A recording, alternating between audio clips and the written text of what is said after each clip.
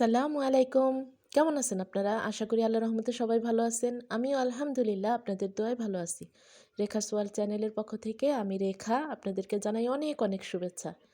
তো কি ভাবতেছেন যে রেখা আপু কি করতেছে? সাথে আপনাদের ভাইয়াও আছে, মাস্টার ভাইয়া। তো দেখেন সংসারের কাজও করি আবার আপনাদের ভাইয়াকে অফিসিয়াল কাজে হেল্প করছি। তারপরেও বলবে কি সারাদিন কি কাজ করো? এই হলো আমাদের মেয়েদের অবস্থা।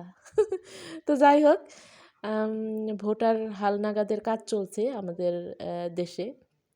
তো সেইটাই ওই ফর্মগুলাতে যারা ভোটার হয়েছে তাদের ফর্মগুলাতে আ আপনাদের ভাইয়ার সিগনেচার আর সিল লাগতেছে। আ মানে সুপারভাইজার যে তার সিল আর হলো সিগনেচার। তো সিগনেচার আপনাদের ভাইয়া দিয়ে দিচ্ছে আর আমি সিলটা আমি বসিয়ে দিচ্ছি। এই হলো ব্যাপার। তো এইটুকু করে দিচ্ছি। এটা তো বিরাট একটা হেল্প কারণ অনেকগুলো ফর্ম। আহ তো আমাকে বলল যে একটু হেল্প করো। তো হেল্প করলে কি হইব? দিন শেষে বলবে যে কি কাজ করো? এই হলো অবস্থা। তো যাই হোক আপনারা কে কোথা থেকে দেখছেন আ কমেন্ট করে জানাবেন প্লিজ। আর এই পর্যন্ত যদি এসে থাকেন প্লিজ একটা লাইক দিয়ে দিবেন। একটি লাইক দিয়ে ভিডিওটি কন্টিনিউ করবেন। তো এরকম যতবারই আ করে এই যে ভোটার হালনাগাদের কাজগুলো আসে, আপনাদের ভাইয়া সুপারভাইজারের পোস্টটা তার থাকে। তো সেই আহ ফর্মগুলো আসলে তার একা এগুলো করতে হয় তো একটু কষ্ট হয়ে যায়। কারণ এগুলা তো মনে করেন এক্সট্রা একটা কাজ। আ শিক্ষকদের সরকারের পক্ষ থেকে এক্সট্রা কাজ এগুলো শিক্ষকদের দেওয়া হয়। তো শিক্ষকদের একটু কষ্টই হয়ে যায়। তাদের শিক্ষকতা করার পরে এই এক্সট্রা কাজটা টাকা দিলেই কি? এক্সট্রা কাজটা তাদের ভালো লাগে না। হ্যাঁ? এগুলো আমার মতে আসলে এগুলো সরকারের না এক্সট্রা লোক নিয়োগ করা উচিত। আ কারণ টাকা দিয়েই করবে যেহেতু এক্সট্রা লোক দিয়েই করানো উচিত। তাতে আরেকটু বেশি ভালো হয়। মানে আমরা এরকম আলোচনা করি। আ আপনাদের ভাইয়া বলে এগুলোর জন্য এক্সট্রা লোক নিয়োগ দিলে ভালো হয়। আ কারণ শিক্ষকদের এমনি একটা প্রেশার থাকে। সারাদিন ইসের পরে আ শিক্ষকতা করার পরে যায় এই কাজগুলো তাদের কাছে খুব ঝামেলা লাগে। আর আপনাদের ভাইয়ার তো তেমনই না। সে আ তথ্যগুলো এই ফর্মগুলো করে আ কালেক্ট করে। আর কষ্ট হয় যারা ফিল্ডে কাজ করে তাদের তথ্যগুলো সংগ্রহ করে তাদের অনেক কষ্ট হয়। তাদের অনেক কষ্ট হয়। যেমন কিছুদিন আগে আসলো আমাদের বাসায় শিক্ষক আসলো আ ভোট ভোটের করতে। আ কে ভোটার আছে আ এটা করার জন্য। তো সেখানে আমার শাশুড়ি যে মারা গেছে আ তাদের কিন্তু কর্তন করতে হয়। এই যে যারা মারা গেছে তারটাও কিন্তু কেটে দিতে হয়। নাহলে কিন্তু এটা ভোট জাল ভোট হয়ে যাবে। দেখা গেছে তার নামে অন্য কেউ যায়া ভোট দিয়ে দিবে। এটা কর্তন করতে হয়। সেই কর্তনের অনেক কিছু আ মানে তথ্য দিতে হয়। তো যাই হোক এগুলো অনেক ঝামেলার বিষয়।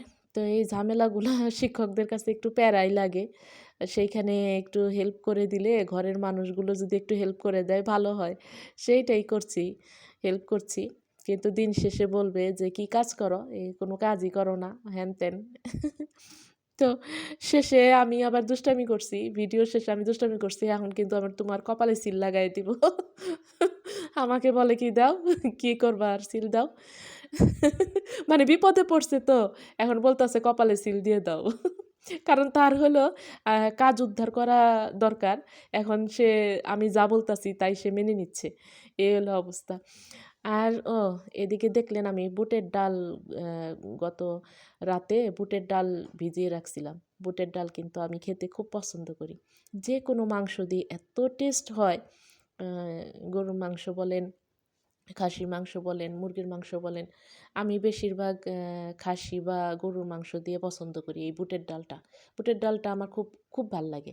তো আমার কাছে এ যে মাংসটা আছে হাতের কাছে কারণ আমাদের ফার্ম আছে। আ আমার কাছে আছে কবুতর। তো আমি কবুতরের বাচ্চা গতকাল ২ টা জবাই করছিলাম। ওইটার ভিডিও আর করা হয়নি। সবকিছু এই ক্যামেরা করাটা একটু ঝামেলাই লাগে। আর আ সেইটাই আমি কবুতরের মাংস দিয়ে এই বুটের ডালটা রান্না করছি। এত টেস্ট হইছে, খুব মজা লাগছে। তো আমি কিন্তু কখনো বুটের ডাল দিয়ে কবুতরের মাংস রান্না করি নাই। এই ১ম করছি, কিন্তু অনেক মজা লাগছে। আর নিজের দের ফার্ম থাকলে না অনেক সুবিধা। দেখা গেছে কবুতরটা আসতেছে, তারপর মুরগির ডিম, কোয়েল পাখির ডিম, হ্যাঁ? এগুলো আ উম মানে খুব সুবিধা হয়। একটা ফার্ম যদি বাসায় থাকে অনেকটা সুবিধা হয়। অসুবিধাও আছে, কষ্টও আছে, আবার সুবিধাও আছে। তো যাই হোক, আমি নাস্তা-টাস্তা খেলাম, ইটি করলাম, তা তো দেখলেনই। আর এদিকে আপনাদের ভাইয়ারে বলছিলাম টমেটো আইনো তো। টমেটো আ করব, ফ্রোজেন করব। তো ওই যে টমেটোগুলো আনছে। আমি খুব বাটিতে করছি। বাটিতে ফ্রিজের মধ্যে না ডিপে জাগা হইতে চায় না। তো সবাই দেখছি যে একটা প্লাস্টিকের কন্টেনার, বাটি এসবে করে ডিপে রাখলো। আমি আবার কি করছি জানেন? পলি ব্যাগে করে রাখছি। খুব সুবিধাই। পলি ব্যাগে করে ফ্রিজের মধ্যে ডিপ করছি। তো খুব সুবিধাই, সমস্যা নাই। পলি ব্যাগেও রাখা যায়।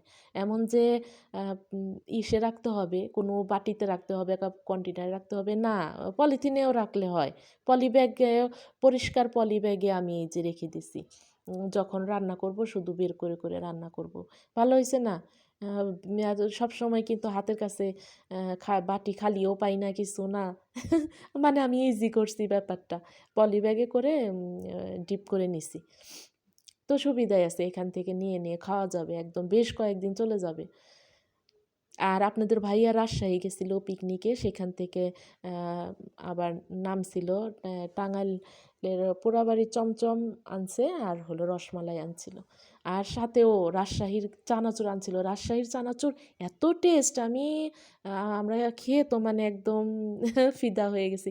মানে এম চানাচুর খাই, কিন্তু এত টেস্ট কখনো না।